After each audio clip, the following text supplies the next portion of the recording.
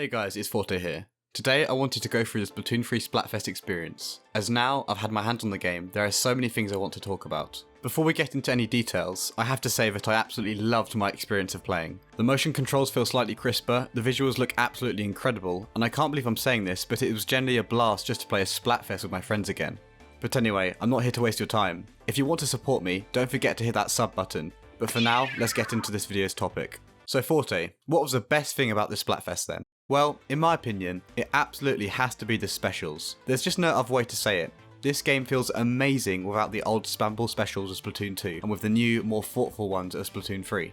Overall, there are two main reasons why you could feel this change so much. The first reason is something I've been advocating for ages, which is just an average increase of special points. Most weapons we played in the test fire needed about 200 points for their special, which would have been on the higher end of Splatoon 2's special average. I experienced so much less spam because of this whilst playing Splatoon 3, and it felt so refreshing after basically 2 whole games of it, so this gets a thumbs up from me. The other reason why I enjoyed the specials more in the test fire is just down to the specials themselves. The designs are miles better than Splatoon 2's because they actually take thought to use. Except from the Tacticula, but I'll get to that in a bit. Anyway, you will actually be punished if you don't use your special in the right way now. For example, before playing, I was admittedly a little bit worried about the crab, as I thought you'd be able to just pop it and take a 1v4 against the enemy team. But after playing, I realised just how well this has been balanced. It still has super long range and a reasonable kill time, but to counteract this, it is very slow moving and has poor general mobility, even in its ball form. Something that never actually crossed my mind as well is the fact you can't jump whilst you're using the crab tank, which doesn't sound that bad, but combined with its slow movement means the enemies can hide behind even the smallest pieces of cover to escape your shots. So, what does this all mean? It means that this weapon has clear strengths and clear weaknesses, and is actually well designed. Hooray! I found that because of the careful balancing, there are clear times to use it and not to use it. This special is not meant to be used when you're already in a fight. The opponent will just substrafe around you and you won't stand a chance. The better time to use Crab Tank is when you have high ground advantage over your opponent. This way, you won't need to move, and you will have more than enough range to dispose of them before they can even think about getting close enough for you. I found the absolute best time to use it is when you've already taken control and you can push up slightly, as the Crab Tank is amazing at denying players from getting back into mid because you're forcing them to move towards you. This is just one example of the special, but I can apply this to nearly every single new one we're allowed to play. You can apply this exact mindset to the Wave Breaker, Trizuka, Inkvac, Zipcaster, Big Bubbler, and the Reef Slider, because Nintendo has balanced them all in a way where they have clear strengths and weaknesses. This is how specials should be, and it makes me so happy that they felt this good in the test fire.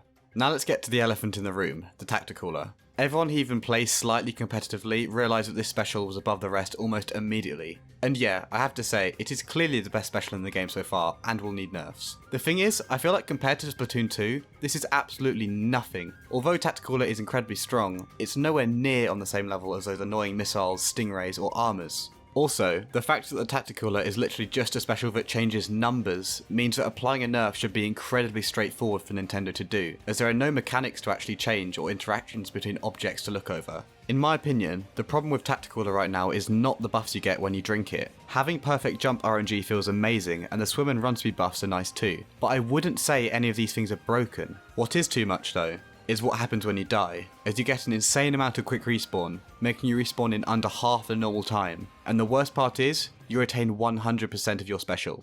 The way in which you respawn pretty much means if you manage to even just trade with an enemy, your team will be at a huge advantage, and will be more likely to win the fight, as you can just respawn instantly with your special ready to go. Personally, I would like to see the special depletion rate just go back to normal when you die, and have the respawn time just be a tiny bit longer, maybe in between what we already have now and the normal respawn time. It will be one of the simplest nerfs in Splatoon history, and I'm not worried about it at all. And like I said, even the special as it is now is nowhere near as annoying as Stingray and Armor. Now we've gone over the specials, I also want to briefly talk about all the other things in the game that I loved. Let's start with the most obvious feature, which would be the movement, and more specifically, squid rolling. I am actually so happy with how squid rolling came out, as I was honestly super worried that it would be too easily spammable and overpowered. What we got though, is a movement option that has a niche use, but definitely has potential if used wisely. The fact you need to have momentum to use it means that it can't just be used as a glorified panic button, and using it with little space around you requires to substrafe first, which requires actual skill to use. Like most other people, I didn't use it all too much in the test fire, but I think this is actually a very good sign, as it shows that it's not something people can just master in 12 hours, and will take more practice to fully get used to. Trust me on this one, as we have more time with the game, squid rolling will become more common. Staying on the topic of movement, I've seen a lot of people saying that the motion controls feel a lot better in Splatoon 3 compared to Splatoon 2, and I thought I may as well weigh in on this as well. Admittedly, when I played the test fire for the first time, it didn't even cross my mind, and to be honest, I felt no significant improvement in the gyro controls at all. Well, that was true until I went back to Splatoon 2. I don't know why I didn't feel the improvement in the first place, but after going back to Splat 2, I can definitely feel a small improvement in the gyro controls. It's not huge, and it probably won't change the way you play, but it's certainly there and does feel quite good. I've seen a lot of Twitter videos trying to explain the actual reasons for this, and basically people believe it's because Splatoon 3 doesn't have an auto-tracking camera anymore like in Splatoon 2, and also that the motion smoothing has also been improved. I'll link the video in the description in case anyone wants to check it out. Okay, so lastly, I want to mention the training range. This might be the biggest quality of life change we got in the test fire, honestly, as being able to actually practice and having something to do whilst waiting for a game is going to give so many players so many hours of their life back. Everything is so seamless and smooth, and I generally didn't think it would be done this well. As well as being able to use the range, it's also cool that it doubles as a lobby, and you can find your friends and queue of them all in one space.